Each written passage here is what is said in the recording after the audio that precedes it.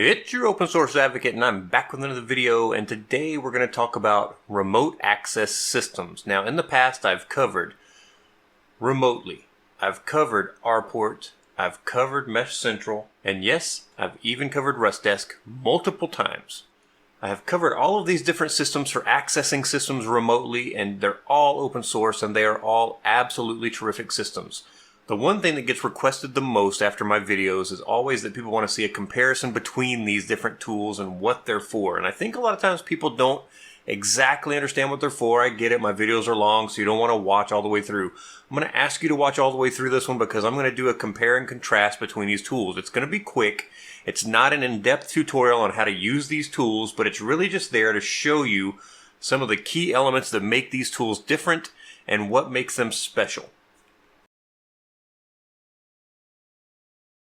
So the first thing that I've done is I've gone out and I've created this really nice little comparison chart. Now I know this is bright, so I apologize, but adjust your screen brightness if you need to.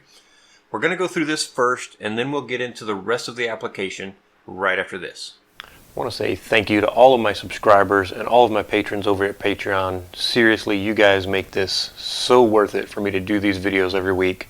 I really truly enjoy it, and I just can't say thank you enough. If you're enjoying these videos, subscribe. Let YouTube know that I'm doing a good job by subscribing to the channel. Plus, you'll get notified when I have new videos coming out. And finally, if you're enjoying what I'm doing, give it a like. Just click on that thumbs up, and that way YouTube knows that you like it, and they'll pass it along to other people that might enjoy my content as well. I really appreciate it. Thank you again. Let's get started. So in order to show you exactly what I want you to understand about these applications, I created this little chart, and I'll post this out on my show notes, and I'll put it on a special page, and I'll have that linked in the description below the video so you can go check it out for yourself. If you disagree with anything that I've come up with here, if you think I'm wrong, let me know, because I will update the chart if I find out like, hey, I had that wrong, it actually does do this, or no, it doesn't do this. I've done my best to go through and try to make sure that everything on here is correct. So I want you guys to understand that. But some of the features that you look for out of a remote system is over here, and then each of the applications is listed across the top. So I've got RPort, MeshCentral, RustDesk, and Remotely. When you look at these applications, I kind of want to go through this quick. I don't want to touch on everything, but you can kind of see where I've marked out. Yes, it does it. No, it doesn't. Or if it does it, but there's a caveat, I've tried to post that in the different sections here so you can kind of see that, and I've tried to color code it. So I know Remotely is looking really good. But you've got to understand, some of these things are easier to do with some of these applications versus the other applications. But Remotely is actually a really powerful tool. It's a fairly simple tool. But one of the things that I lose that I'm looking for is the ability to do remote desktop on Linux. Remotely can do it on Linux because I've done it. But getting it to install on a Linux desktop these days is not easy. There's a list of other applications or libraries that you need to install in order to get it to work. And I even went through that with some of my more recent desktops, and it still wouldn't connect and actually give me a remote desktop session. So I would say it's in a limbo state right now. They're actively working on Remotely, so making it better. I'd love to see them make an actual app image so it's easier to install. But let's go through these. So first, I know you want remote desktop access easily without having to pay for remote desktop software. I totally get it. But right here you've got Windows. So yes, they all four support Windows out of the box. I've done this with Windows 10, Windows 11. They all seem to work just fine. It's the method of access that differs between them. So with RPort, you really create a tunnel and you go through, and once you've got that tunnel, you use a remote desktop application like Remina on Linux or like RDP application on Windows, and then you connect to the other system through a tunnel. So you're not having open ports or anything like that, which is awesome. So you can access a system that's not on the same network and you get that benefit. MeshCentral goes right through the browser. So super easy, super fast, but there is a little bit of you give up some screen real estate sometimes even in full screen because of the tools that are around the browser edges. RustDesk just absolutely jumps right into Windows, no problem, and you can really make it work well. Remotely, absolutely, again, right through the browser, right into Windows. You get a nice full screen experience if you want it, and it has tools that slide out from the left that you can do a lot of great things with. So all of these tools absolutely support Windows very easily, and it's really great.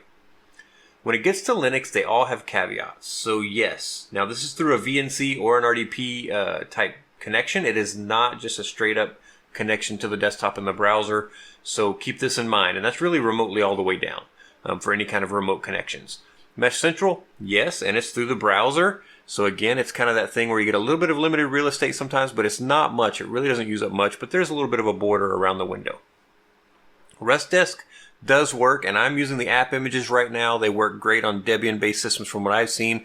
I've been able to use it on Ubuntu, Kubuntu, and they are starting to add Wayland support, but they did not have Wayland support when I first did this, so I haven't tested the Wayland support yet to see how it's going, but I have seen just different comments on some of their issues where they've been working on it, and they're asking people to test it. I think KDE Wayland is still having some problems, but they're looking to fix those things going forward, so they're really making great progress, which is awesome.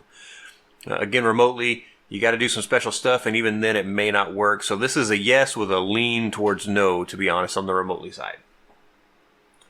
When we start talking about Mac OS, RPort again can do that because you're creating a tunnel and then you're using normal remote desktop tools to access that system. So if you've got the tools to access it without the tunnel, then you can definitely do it through the tunnel. MeshCentral has a Mac OS based application or agent that you can install, but you do need to know that if you're going to use that for MeshCentral, it needs to be an HTTPS connection, or Mac is going to kind of just say like, no way, I'm not going to let you connect. So it does need to be over an SSL based connection, and it can't be a self-signed certificate. So just keep that in mind for Mac OS. RustDesk, they support Mac OS, which is awesome. And then remotely does not support Mac OS. So this could be a limiting factor if you have Mac OS users that you're going to be wanting to support on the desktop. This is going to be something that will limit you. So worth knowing. And right out of the gate, let's just jump into MeshCentral. So with MeshCentral, it's very easy. If you want to connect to a desktop, you just pick the desktop and then you go to the desktop tab here. You've got a lot of tabs. Now you've got a terminal tab. If you'd rather run just something in the terminal, this is how you would do it. So this is a remote terminal connection, kind of like an SSH, but I can do LS and see what files are there, and then I can disconnect. But if I want to get to the desktop, I just click on connect and I'm on the desktop. I mean, this is it. If I want to enlarge it, if I just click, it kind of takes up the browser space, and this may be big enough for most people. For my eyes, it's not great. So if I just disconnect and then I'll reconnect, if you hold down Shift and click on this button, it gives you the full screen effect. But again, like I said, you get a little border just because you've got some tools here and you've got these buttons, but it's very minimal as to what screen real estate you're not getting.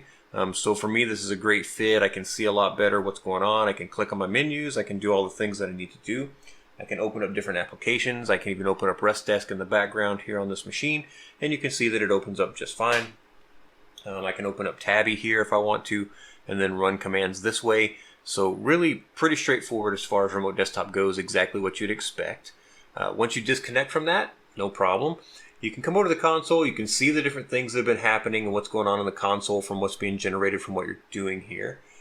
And then you've got details about the machines. So if the machine is able to capture those details, you can see all the different information about these machines that this is capturing. And as a remote management service, this is a really good bit of information that you'd want. File transfers are pretty easy, so you can connect. And again, you can pick the files that you want to move over, or you can go and look at the files over there and move files back. You want to have files staged, because when you connect, you're looking at the files on the remote machine here, and you're really looking to say, I want to pull these files over to my local machine. If you want to upload files, you click here and it'll say, okay, go and find the files you want to upload, click OK. You want to have picked where you want to put that stuff first, and you're done. When you look at the events, again, you can see a lot of information about what's been going on with the system, who's been doing it, what they've been doing. You can click in and see some details about that stuff, so we'll go back to it here. Yeah, so you get a lot of really good information there. And then again, terminal, really easy to do, really basic kind of navigation. So you get a lot of really great features out of the gate. You can tell which one is connected and which one isn't at any given time. And sometimes you'll see them flash on and then flash off again. That's just because the agent is refreshing the information, and sometimes it loses the connection for just a second. Not a big deal, but you can see here that it says that I'm currently connected. So I can say, you know, I'm good. I don't want to do this. Just say okay. Let's jump over here to RPort. So RPort's a little different, but I love the RPort interface. Now, I do want to be very clear. RPort, the back end of RPort, is completely open source. It has an API where you can write anything you want to the API. It's all open source. This web user interface is not open source. This is RPort's proprietary stuff. As you kind of dig into the machine information here, you can see all this great info, but then you can also do a lot of other things. So this is the overview. You have these different tabs, just kind of like in MeshCentral. In this case, you have this tunnels tab. This is how you do remote access. So if I wanted to remote access this machine, I would say create a tunnel. It's going to ask me what kind of tunnel do I want. In this case, my machine is just a simple machine here. It doesn't have a desktop interface, so SSH is really all I could do. You see, though, you do have different options. So you have remote desktop, VNC, real VNC, HTTP, HTTPS. So you can create tunnels for all kinds of different reasons. And then you have these, different services and service forwarding that you might want to use. In my case, SSH is fine. It's going to pick port 22. It's going to say store in the library for later reuse. I mean, you can if you want to. So public port, and I know this is really hard to see. I'm going to zoom it up just because it's probably easier for you guys to see, but random free port. So this is the public port. It's just going to pick a randomized port. It's not always the same port that way. ACL, only my current IP address. This is really useful, which means don't just let anybody connect to this tunnel. I want this to be from this IP. You could set a specific network range if you have a network range of IPs that are allowed to connect to this. And then you can set no restrictions, which is a little less secure. So we'll leave it at that. You can see here's the IP address that it wants to do. So it's looking for that public IP address to be able to connect across the internet. And then close the tunnel after inactivity of 5 minutes. So if I'm not doing anything for 5 minutes, it's going to close that tunnel and make it secure again.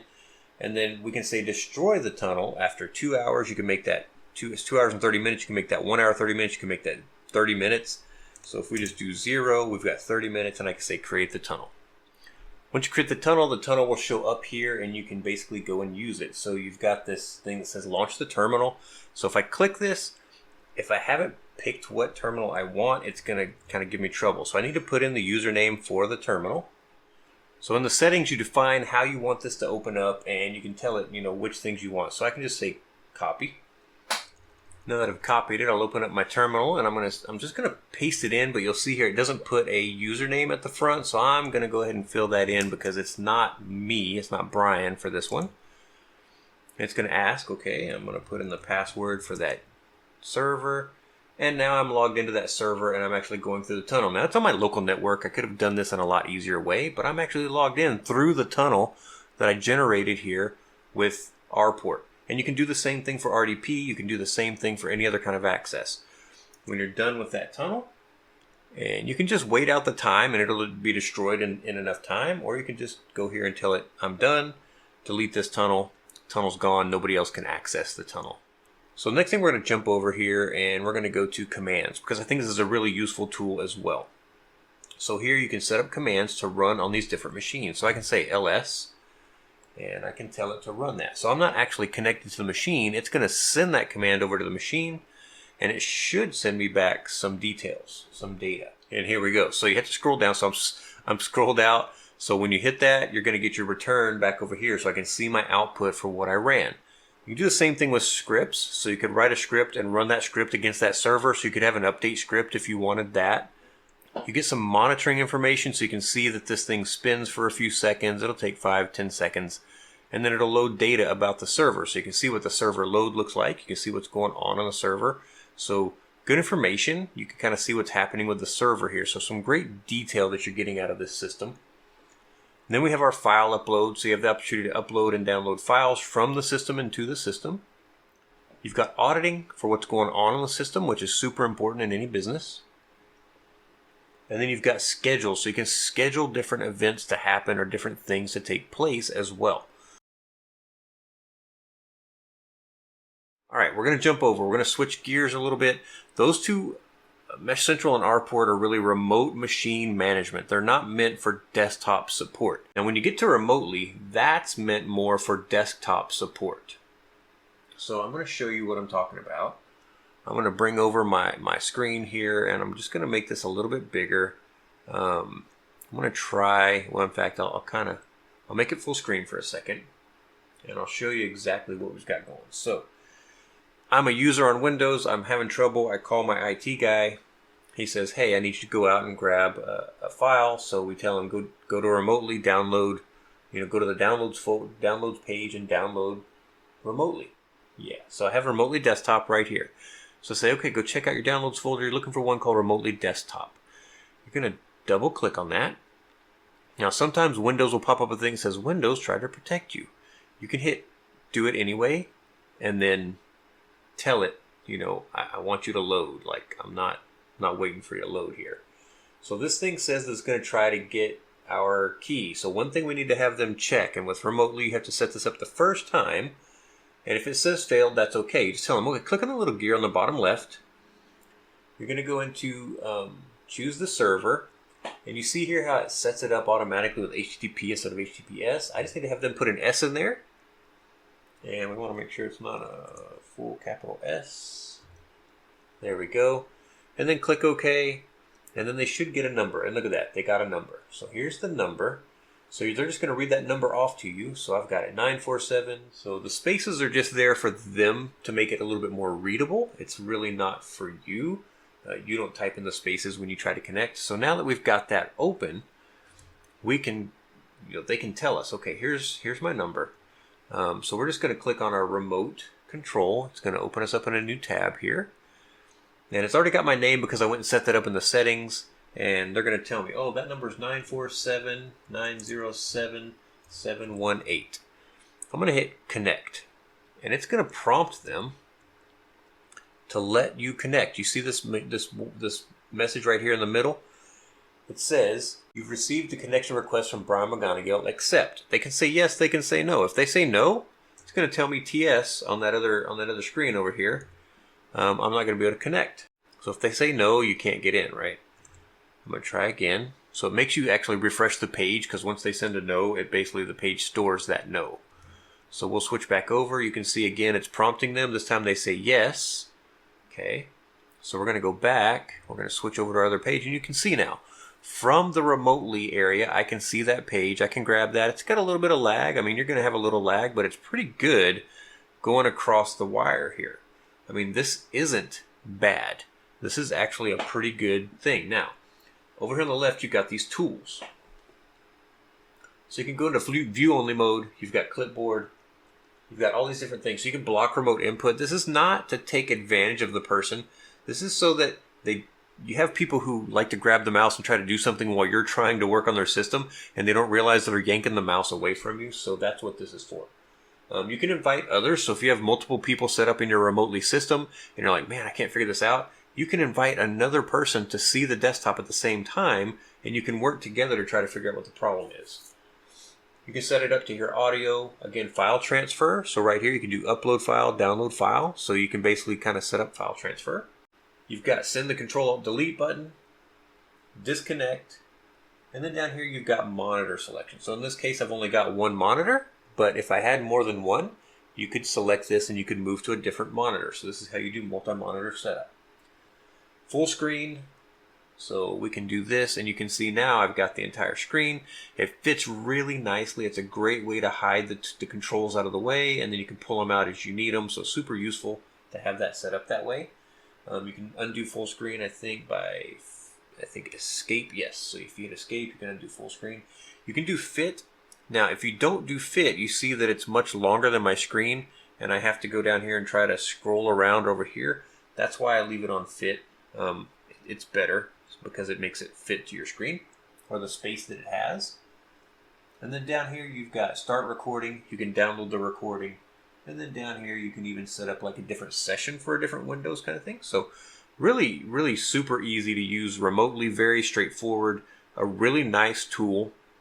I have noticed in the past, though, that if it pops up with a prompt, sometimes like where you get the Windows prompt yes, no, it won't show you that on remotely. You'll have to have the actual user that's in front of the screen do that. So it just depends.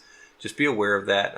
It may not do that to you, but I've seen that happen in the past where I've had a user click it, and really I'm kind of locked out until they do because all I'm seeing is a screen grab. It also has kind of an RMM type thing, remembered machines, I guess is the best way to put it. So I've got this Windows 11 machine. I can see some details about the machine.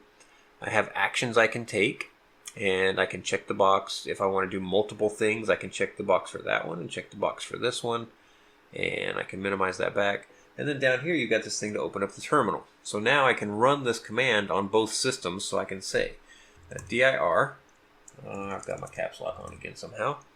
I don't know how I keep doing that, but once I set that, I can hit enter, and it sends this back from both systems. So this is going to scroll for a ways because I think it's running in system 32 or something. But you can see right here it says here's your Windows 11 information. So here's the Win 10. Sorry, this is the Win 10 machine below there. So we just scrolled through. This would be the Windows 11 machine. But I think, yeah, there's not enough lines. It doesn't keep enough lines of data to show you everything. But so you can run commands on multiple machines at the same time, again, just like we did before. So again, with remote control, pretty easy. Just click on the one you want to control. This is the Windows 10 machine. Let's go look at the Windows 11 machine. And then right here, you can say remote control. You can chat with the user. You can do a view only. You can upload a file. So in this case, it's remote control, and it's got a resident agent that I've run on it. So that's why I would be able to access it pretty easily. So I'm just going to go here, and I'm going to say remote control. Give it just a second. It'll pop open another tab just like before, and it's going to put me to Windows 11. So I'm not even signed in. So you can see that this lets me go through the sign-in process. So I'll type in my password, and you see it's going to load up. It's going to load into Windows 11. So this is just running on a VM somewhere in the background, but there you go. There's Windows 11. I mean, the screen doesn't resize very nicely because I don't have it set to a certain display proportion, but you can see that it fills up the screen. Again, if we go here, we can do all of the things that we did before. We can go full screen. So it jumps up because this is kind of locked to display dimensions that I already have. But you've got all the same tools and all the same controls that we had before. And of course, we can click and actually do things and take actions and open up different applications. All right, last but certainly not least is RustDesk. If you've never looked at RustDesk, it's awesome. They've been doing updates. That's why this dark theme is here. It is not my machine. It is their theme as far as I can tell. But yeah, I've got an updated version of the client here. And I'm just going to log on to that Windows 10 or Windows 11 machine, no, Windows 10 machine again. So I'm just going to connect to it. This is my machine. And again, I've got the password remembered, so it logs right in. And then if I hit the little maximize there, you can see it jumps up and takes up more of the screen for me. And I've got these tools across the top that I can do all kinds of really cool stuff with. So I can go here and I can tell it, expand, but you see it goes off the screen and I have to kind of scroll around. So I can come back here and tell it, shrink to fit. I like that better. You've got some really great actions here that you can take. So again, you can do file transfers, TCP tunneling, send those special keys, just like on the other stuff. We just looked at this kind of stuff here where we can say, hey, I want to change how the display works or the cursor or things like that. So really, really awesome software. And again, you've just got all these tools up here at the top. They'll disappear unless you want them to be in the way. You've got different things that you can do. You can record. You can switch monitors if they have multiple monitors right here. This is, again, full screen. So you want to go full screen, you can do that right there, and then you can undo it. You can pin this if you don't want it to hide as well. Very, very much great tools. So again, you can kind of see there's a little bit of lag. I mean, not much, but just a little bit. I mean, it's not terrible. But the thing I like about RustDesk, even better than the Windows control, is I can just close out of this. I'm done with it. I've got Linux control. So here's my iMac. Remember we looked at this earlier from MeshCentral? I can connect over to my iMac. Look at this thing. I mean, this is amazing. So this has my Tabby terminal opened up. I can just open up a new terminal. And I can do ls, and you can see everything just like before. So really great when you have a desktop system. And this is, to me, a little bit laggy, but not as laggy as the other ones were. And this is wireless, and the other one was wired. So this iMac is connected wirelessly to my network, and the other one was connected wired to my network. So this is really not bad when you think about it. So yeah, there you go.